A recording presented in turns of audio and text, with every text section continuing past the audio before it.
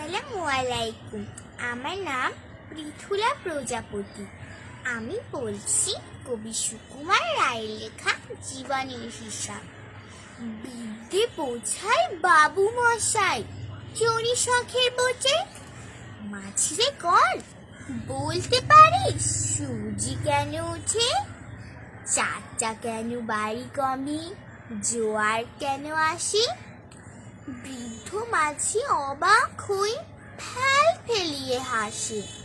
বাবু বলেন, সারা জনম মরলি রে তুই খাঁটি, জ্ঞান বিনা তোর জীবন চাঁদে চারি আনাই মাটি। খানিক বাদে কহিন বাবু, বল তো দেখি ভেবে, নদীর ধারা কেমনে আসে পাহাড় হতে নেবে? বলতো কেন লবণ পোড়া সাগর ভরা পানি? মাঝি শিকয়, আরে মশাই অত কি আর জানি। বাবু বলেন, এই বয়সে জানিস নে ওটা কি?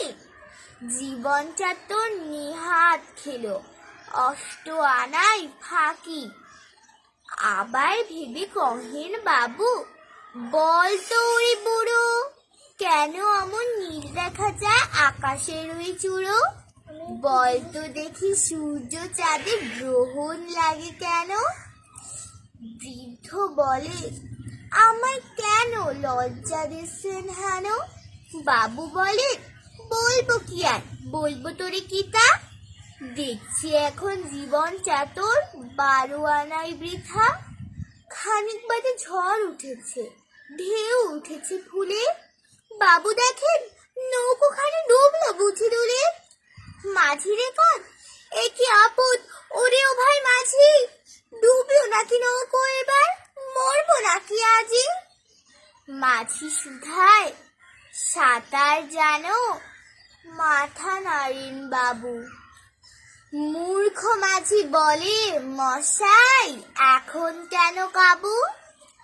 বাঁচলে শেষে আমার কথা হিসেব করো পিছে, তোমার দেখি জীবন খানা 16 আনাই নিচে। ধন্যবাদ।